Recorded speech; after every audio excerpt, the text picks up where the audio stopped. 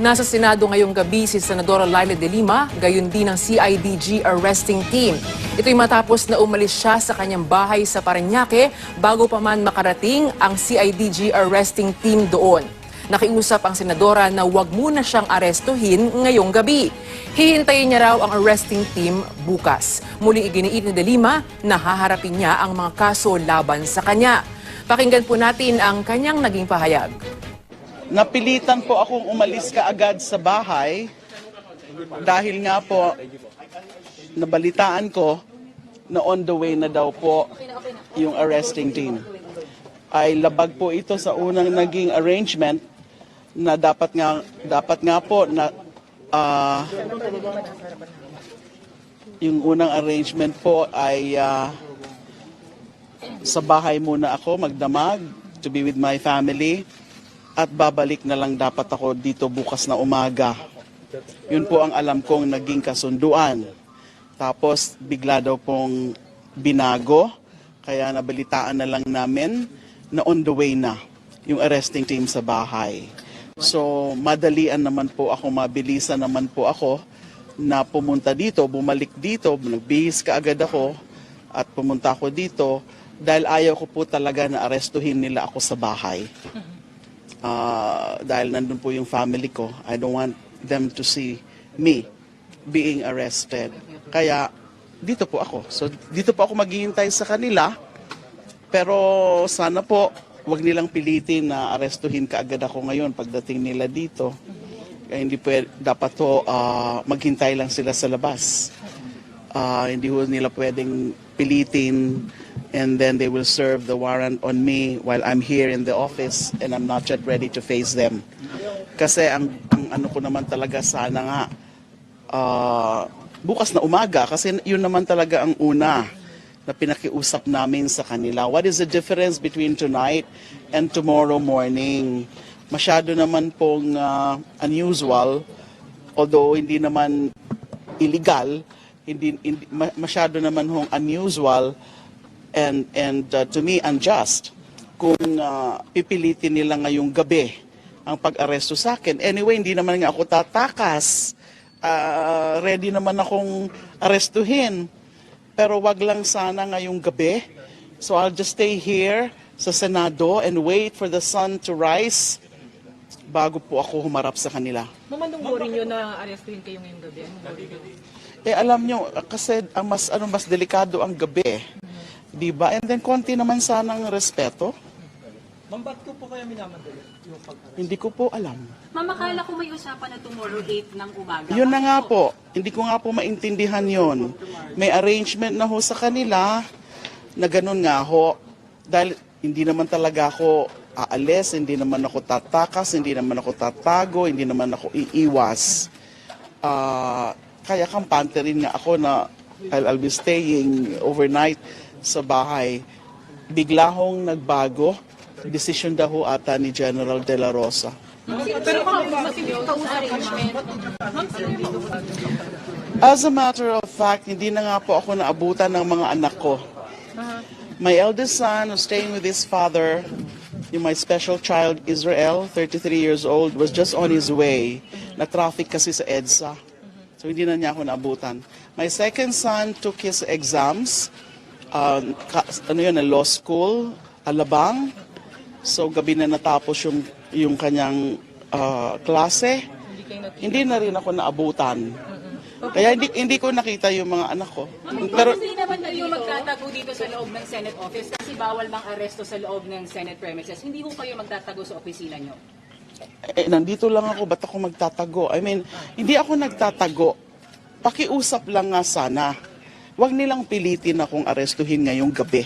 Don't you have I feel less safe if ngayong gabi po nila gagawin yan. Sino yung kausap ninyo, ma'am? Yung kasi naging kampante kayo, sabi nyo nga umuwi kayo, nagbihis na kayo, naging kampante kayo na hindi kayo arestuhin ngayong gabi. Sino yung kausap niyo, ma'am? Pwede naman naman. Ang alam ko si SP Coco mismo nakiusap sa kanila. Sino po yung pumayag on their side? DILG Secretary Sueño. So, ma'am, dito na Pero mukhang na ano sila. Could it be the ordered by the President, ma'am? Sino po nag-order? The fact na si General De La Rosa mismo ang nagdesisyon, hindi ba boss niya dapat si Secretary Sueño? O so may nag-overrule na mas mataas. Ganun ang reading ko. So ma'am, ngayon ano yung legal remedy ninyo? Ginagawa na po ng lawyers. Meron po sila. Did you try to talk to General De La Rosa for your request na bukas na lang ng umaga? I will not talk to him myself. Pero ma'am, may coordination pa rin po ba para huwag kayong arrestuhin ngayong gabi? Either to your friends, to Senate President? Well, I'm here in the Senate. And kung gagalangin nila ang Senado bilang institusyon, hindi ho dapat nila pilitin na pumasok dito para arestuhin ako. Kasi saan naman ako pupunta? Hindi naman talaga ako tatago, hindi naman ako aalis. So wag ho nilang pilitin yan. That would be a disrespect to the Senate. Kaya hintayin lang po nila ako dyan sa labas. That was Senator Laila De Lima just speaking earlier to the media as she returned to the Senate from her home, saying that she was surprised that the CIDG, or the Criminal Investigation and Detection Group, had gone to her home, was on the way to her home to serve her the warrant of arrest, as it was agreed that this would be done tomorrow morning. The senator there saying that she will spend the evening in the Senate and is ready to face the arresting team tomorrow. This is the CIDG, and they are, in fact, a unit of the PNP, or the Philippine National Police, in charge of serving the arrest warrant of Senator Laila De Lima. Now, the CIDG team was spotted outside by our correspondents, and it appears the media is not allowed to the office of the Sergeant at Arms. We still have to confirm whether the team can, in fact, arrest Senator Laila De Lima at the Senate grounds. Now, we will be showing you the court's arrest warrant against Senator Laila De Lima. You see it on your screen now. It says the senator cannot post bail. De Lima's lawyer, Alex Padilla, is disappointed. He says it's an insult that the court rescheduled the hearing on De Lima's motion to dismiss the case, but ordered her arrest anyway. If you wanted to issue the warrant, no, you should have done it in the first instance when the charges were filed. No, that means you already saw the evidence and you already determined probable cause and all that. Pero ito ang ginawa niya, nakaka-insulto. Dahil she scheduled it for hearing and then issues the warrant nonetheless. Meanwhile, police confirm Senator Laila De Lima's former bodyguard and driver Ronnie Dayan has been arrested in Pangasinan. Chief Inspector Joshua Maximo, officer in charge of the police station in Urbistondo town, says Dayan was arrested at around 7 this evening. Pag-receive natin doon sa warrant of arrest niya through email, immediately pinuntahan natin siya at in-implement po natin yung arrest warrant na yun. Hindi naman siya nag-resist. Sabi lang niya, expected ko naman ito. So, sumama naman siya kagad, ma'am. Maximo says Dayan underwent the usual booking procedures, taking mugshot photos, fingerprints, and a medical exam. He adds Dayan will be sent back to Manila tomorrow. Dayan is also facing drug charges with Senator Laila De Lima and former Bureau of Corrections Chief Marcos Ragos. Now, once again, for those of you who are joining us now, the CIDG, or the Criminal Investigation and Detection Group, is at the Senate, and they are ready to serve. They are getting ready to serve the warrant of arrest to Senator Laila De Lima. We're showing you live pictures of that. They are outside the office of Senator Laila De Lima. You're seeing the Senate Hall there. Senator Laila De Lima did speak to the media just earlier tonight, saying that she plans to stay at the Senate tonight and she is ready to face the arresting team in the morning. She does not plan to hide or evade arrest. She was surprised, in fact, that the warrant of arrest was being served this evening, as it was agreed that this would be done tomorrow morning. Our Anna Stanislao spoke to us earlier, saying that the media was not being allowed in the office of the Sergeant at Arms, and they are still confirming the exact plans for this evening. Senator Laila De Lima earlier said that she wanted to go home tonight to see her family. Tonight, she is joined, in fact, by one of her sons. Our correspondent Camille Abadisha told us that one of her sons, Israel, is with her now, along with Leah Navarro. We also saw earlier former DSWD Secretary Dinky Soliman walking to the Senate. Now, let's take a look at DELIMA's cases before the Muntinlupa court. Anja Alimario filed this report. Ang pagkaalam ko po, this kind of offenses are not bailable because the penalty, if you are found guilty, is reclusion perpetua. DELIMA is facing 3 cases for violating the Dangerous Drugs Act in connection with her alleged involvement in the drug trade at the New Bilibid prison. Aguirre defends the filing of the cases with the lower court and not with the Sandigan Bayan. These offenses belong to the exclusive original jurisdiction of the Regional Trial Court. Wala pong jurisdiction dito ang Sandigan Bayan.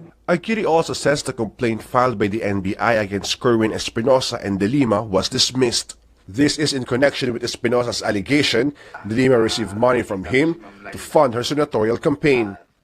The DOJ panel instead directs the NBI to further investigate Kerwin's claim. The DOJ panel also dismissed the complaint against former Undersecretary Francisco Baraan due to insufficiency of evidence. Also, the charges against inmates Peter Co, Herbert Colango, and Gilberto Odurano, Jojo Baligat, and Vicente C. are dropped. They will serve as the prosecution's witnesses. Aguirre makes it clear there's nothing political in the filing of cases against DELIMA. Ito po ay hindi politika. Hindi po ito produkto ng politika. Ito po ay produkto ng trading sa droga. Asked if he's confident DELIMA will be convicted, hindi po naman to file ng National Prosecuting Service kung hindi mayroong probability na ito'y na siya ay mahatulan. DELIMA for her part is expected to put up a legal battle to block her arrest. Anjali Mario, CNN Philippines. Breaking news for you tonight. The CIDG team is at the Senate and they're getting ready to serve the warrant of arrest to Senator Laila De Lima. Earlier, we heard Senator Laila De Lima speaking to the media, saying that she was surprised at this move as it was agreed that the warrant of arrest would be served tomorrow morning. And she has asked for some time. She had wanted to spend some time with her family tonight, and she had gone home earlier and was surprised when they heard that the CIDG team was in fact on its way to her home to serve her the warrant of arrest. The team did make it to her home, but she was on her way to the Senate. We're showing you live pictures there on the left side of your screen. You see the media outside the Senate Hall, outside of Senator Laila De Lima's office. They're waiting for developments on this story. Our Ana Estanislaus was following the team earlier outside the Senate, and the media has not been allowed into the office of the Sergeant at Arms, and we are waiting for more information on this. It's also been confirmed that one of the senator's sons, Israel, is with her now at her office, as well as Lea Navarro and former DSWD Secretary Dinky Soliman. President Duterte said it took authorities months building their case against the senator. At the time, the president told the nation why he believes De Lima should be put behind bars. Ina Andalong runs through some of the things the president said about De Lima's alleged links to the trade. Hoy, De Lima, kinika. As far as President Duterte is concerned, authorities filed a strong case against Senator Laila De Lima. The president's tirades against De Lima started in the campaign. He often criticized her for failing to prove his alleged involvement in extrajudicial killings when he was mayor of Davao City. De Lima, as former Human Rights Commissioner and Justice Secretary, looked into the former mayor's alleged links to the so-called Davao Death Squad. Investigations never proved anything, and now the president is turning the tables. In September, he hinted at seeing De Lima behind bars for her alleged involvement in the illegal drug trade inside the New Bilibid prison. But ito si De Lima, she screwed her driver and screwed the nation. Na naipit niya, gusto niya akong idamay. Makukulong man talaga yan siya. Sigurado yan because of the testimonial evidence. President Duterte says drug money funded De Lima's senatorial campaign. He sees it as an indication that narco-politics has penetrated national politics. The president blames De Lima for letting drug lords operate inside Bilibid with the help of her former lover and driver Ronnie Dayan. The president also blames De Lima for tolerating parties, women, and even weapons for inmates. All of this could have only happened if there was the go signal from the head of the department which is the secretary. Senator DELIMA has consistently denied all the allegations and charges against her, saying these are part of political persecution. International human rights groups have expressed support for DELIMA. They say the tough-talking president is just getting back at those who dare oppose him. President Duterte will likely remain unfazed. After all, his tirades have not exactly spared even his critics abroad. Ina Andolong, CNN Philippines. For those of you just joining us, breaking news tonight, the CIDG, or the Criminal Investigation and Detection Group, is at the Senate to serve the warrant of arrest to Senator Laila De Lima. The senator she went to the Senate earlier after having gone home to saying that she is ready to face the arresting team in the morning. She explains that she was quite surprised that the arresting team was serving the warrant of arrest tonight, as it was agreed that they would do so tomorrow morning.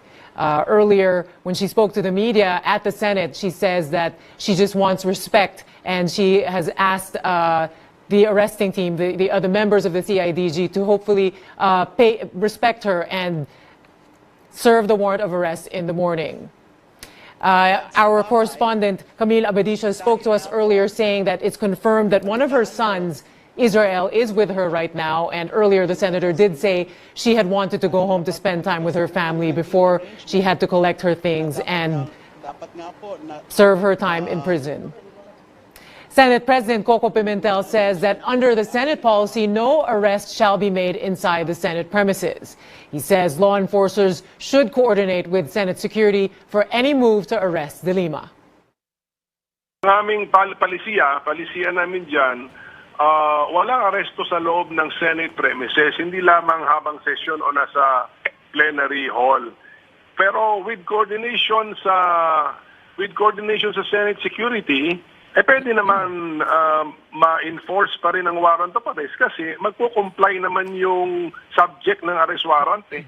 O hindi naman po yan tatakas na mag-i-evade ng service ng arrest warrant.